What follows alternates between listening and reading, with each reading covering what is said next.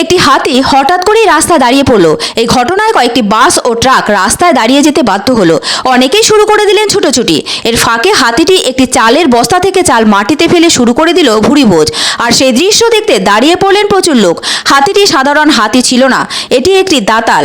হাতির কাণ্ড কারখানা দেখে অনেকেই অবাক হয়ে যায়। ঘটনাটি ঘটেছে ঝাড়গ্রাম জেলার 5 নম্বর রাজ্য সড়কের ওপর, সেখানকার শালবনী বিকাশ ভারতী ব্লুমডে স্কুলের সামনে। সাধারণ মানুষ জানিয়েছে, হাতিটিকে দেখে মনে হচ্ছিল খাবারের সন্ধানেই হাতিটি জঙ্গল থেকে লোকালয়ে চলে এসেছে। তবে গজরাজ ছিল খুবই শান্ত প্রকৃতির, কাউকেই সে বিরক্ত করেনি। শুধুমাত্র একটু খাওয়া দাওয়া করেই আবার জঙ্গলে ফিরে যায়।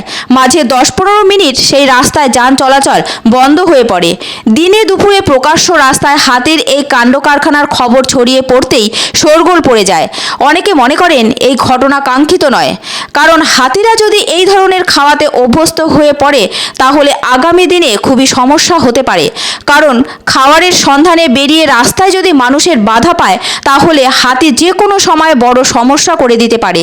যদিও এদিন হাতিটি ছিল শান্ত স্বভাবের, শুধুমাত্র রাস্তায় দাঁড়িয়ে ট্রাকের থেকে চাল বের করে খেয়েই ক্ষান্ত হয়েছে, ফিরেও তাকায়নি অন্য কারো দিকে।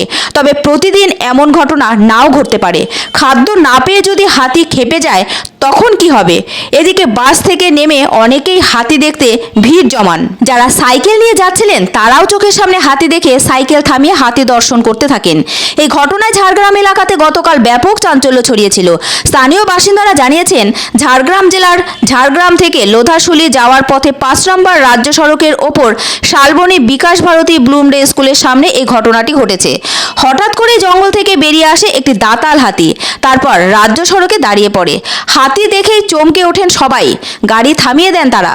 একটি ট্রাক থেকে সুযোগ বুঝে দাতালটি চাল নামিয়ে নেয়, তারপর মহা আনন্দে সেই চাল খেতে শুরু করে। আশপাশে কি ঘটছে তা নিয়ে গজরাজের বিন্দুমাত্র মাথা ব্যথা ছিল না। শেষ পর্যন্ত চাল খাওয়া হলে হাতিটি রাস্তা ছেড়ে দেয়। অনেকেই বলেন এটা নতুন ঘটনা নয়, 2 বছর আগে পশ্চিম মেদিনীপুর জেলার শালবনীতে একটি দাতাল বেরিয়ে এসেছিল, তারপর রাস্তায় থাকা একটি ট্রাক থেকে চাল নিয়ে খেতে শুরু করেছিল। হাতি দেখে ওই গাড়ির চালক পগার পার দেন। অনেকেই সেই হাতিটির নাম রেখেছিল রামলাল।